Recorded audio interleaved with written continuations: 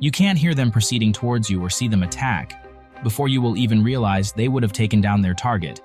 That's how ninja assassins work. In a personal bar, a Yakuza is getting a tattoo done on his back. He gets frustrated by the slow work of the old tattoo artist, but he can't kill him before the tattoo is done. Suddenly, one of the men of that Yakuza brings a mysterious envelope. There's no letter inside it but black sand. The Yakuza assumes it is a dirty joke, but the tattoo artist seems to know the meaning. He recalls an incident he witnessed years ago.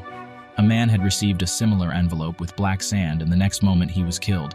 The tattoo artist was also attacked on his heart, but his heart was on the right side, so he survived. Since then, he doesn't even dare to say the word ninja. The Yakuza starts to laugh at the story, but suddenly his men start dying without any visible source. One by one, all of them fall on the ground and the light goes off. The Yakuza shoots blindly and offers to pay the assassin triple the money to spare his life. There's no response but a slide of sharp blade that cuts down the Yakuza's body into pieces. The old man knew that these ninjas didn't bargain. They are not humans, but more like the demons sent straight from hell. The ninjas don't leave a trace or a witness, so they kill the old man too. Such murder cases have been reported from all over the world, but no police agency has ever solved it. But a young officer named Mika Coretti is ready to dig deep in these mysteries. She works for the law enforcement agency of the European Union. But recently she found some interesting information and shared it with his senior Ryan Marslow. All these unsolved assassination cases are familiar somehow. Mika believed that it was related to a 1,000 years ago assassination group called the Nine Clan. It is currently led by a heartless man called Ozunu. They have some hard and fast rules, like charging exactly 100 pounds of gold for each assassination. They don't leave a trace, so no one ever tracked them down, and they remained a fantasy. Ryan doesn't believe this ninja theory. He respects history, but who will hire ninjas in this modern age? However, Mika is convinced by their existence. They have a whole system in which they steal children and train them to become deadly ninja assassins. No matter whether people believe it or not, but they exist.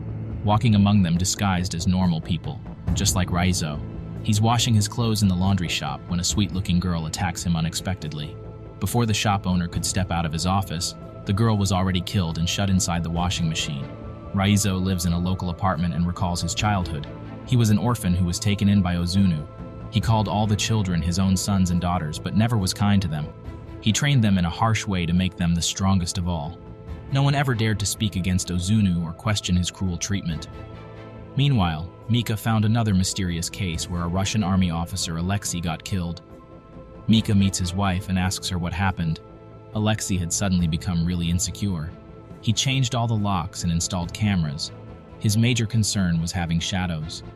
One day, a young man came to meet him and left Alexei with fear in his eyes. He said an informal goodbye to his wife, and the same night he was murdered when the lights went out. Alexei's wife gives Mika a box that may have some useful proof. Mika finds CCTV footage inside it that shows the face of Raizo. Mika starts looking for him without even knowing how dangerous he could be. He's trained to hate weakness. They weren't even allowed to feel sorry for each other. But a little girl named Kiriko knew that it was all wrong. She had a special concern for Raizo and secretly treated his wounds. They grew up together but always saw each other suffering.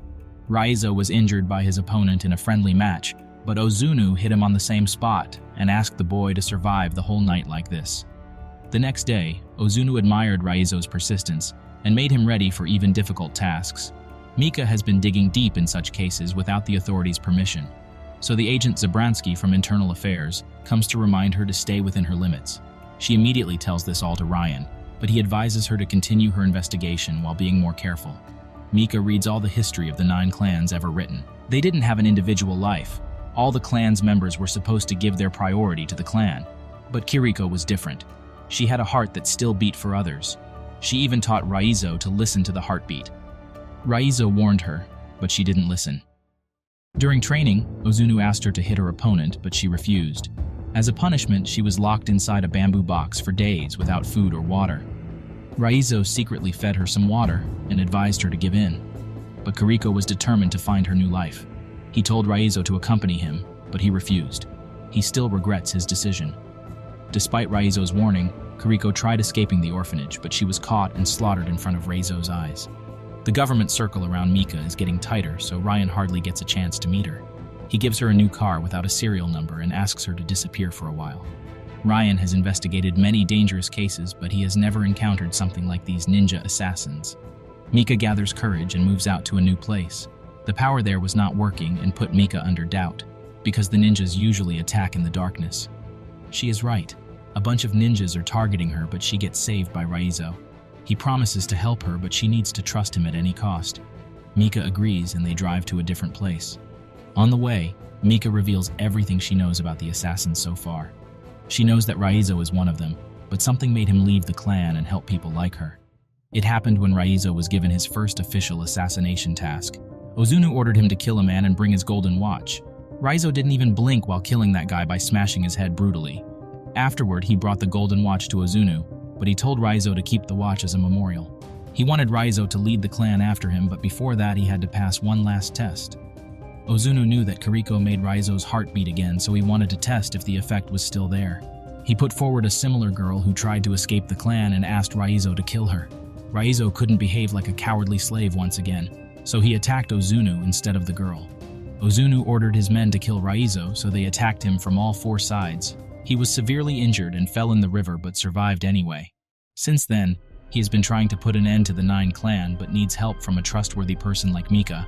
Her loveliness reminds Raizo of Kiriko. She also has a special heart. He buys some new clothes for her and tells her not to use any soap or perfume. The ninjas are like wolves who track down the smell. After changing clothes, Mika calls Ryan and tells him that Raizo is on their side. He also wants to punish Ozunu but needs the agency's help. Ryan agrees and wants to meet them in an hour. However, the agency was already tracking Ryan and Mika, and they brought men to capture Raizo. But Raizo isn't worried about himself, but the people who will get killed once the ninjas come for him again. The agency takes Raizo to a secret base and keeps him handicapped. Mika asks Ryan for an explanation, and he still claims to be on her side. The problem is only Raizo is on the wanted list of all the countries. There's no information about the other ninjas, so everyone is after Raizo's life.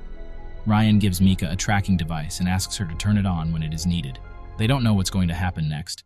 Mika goes to give some water to Raizo and tells him that she never intended to betray him. Surprisingly, Raizo knows she wasn't involved and warns her of a big group of ninjas who are going to attack this place any moment. Suddenly the lights go off and the ninjas enter the base.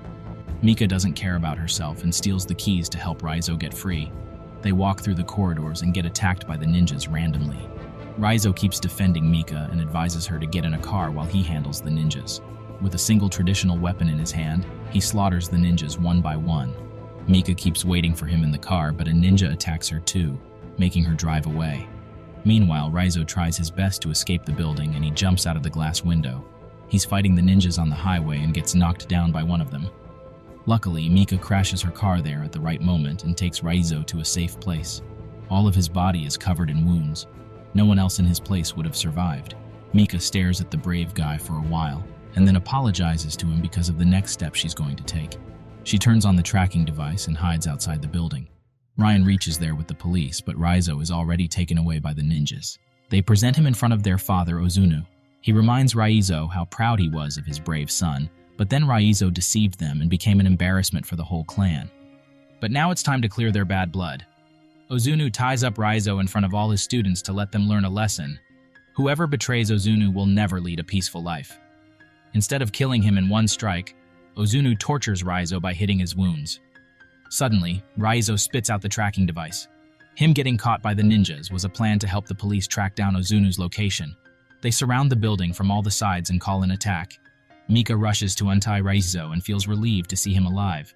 Regardless of his numerous injuries, Raizo grabs the weapon and jumps in the fire to fight with the ninjas. He reaches the same place where he used to train as a kid. His childhood opponent challenges him for a fight, but this time, Raizo shows no mercy. He's on revenge mode for all the innocent people Ozunu killed so far. After knocking down the ninjas, Raizo looks for the father of this evil gang. Ozunu is peacefully sitting in his room and gives Raizo a chance to apologize. But Raizo has no intention of backing away. Ozunu may have gotten old, but he's definitely the master of all the techniques Raizo has learned so far. He moves like a ghost without a trace or a sound and attacks from the most unexpected direction. Raizo tries his best, but he can't beat Ozunu. Meanwhile, Mika gets worried for Raizo and gets inside the building to find him. He was about to get killed by Ozunu, but Mika interrupted the moment. Ozunu spares Raizo for a while and moves back to strike Mika right through her heart. Raizo screams in pain and anger. He can't bear the grief of seeing another Kiriko die. His strength and skills multiply and he disappears into thin air. Before Ozunu can spot him, Raizo attacks the old man several times before taking his life. He carries Mika outside and tells Ryan that she will not die so easily. She has a special heart. Mika's heart is safe because it was on her right side. The police leave, but Raizo stays behind for a few days. He recovers and waters the plants that Kiriko loved. Then he climbs up the same wall Kiriko did and breathes the air of freedom Kiriko wished to do so. Finally, the revenge has been taken. Slavery lies in the mind. Once you realize the importance of freedom and the difference between wrong and right, nothing can stop you.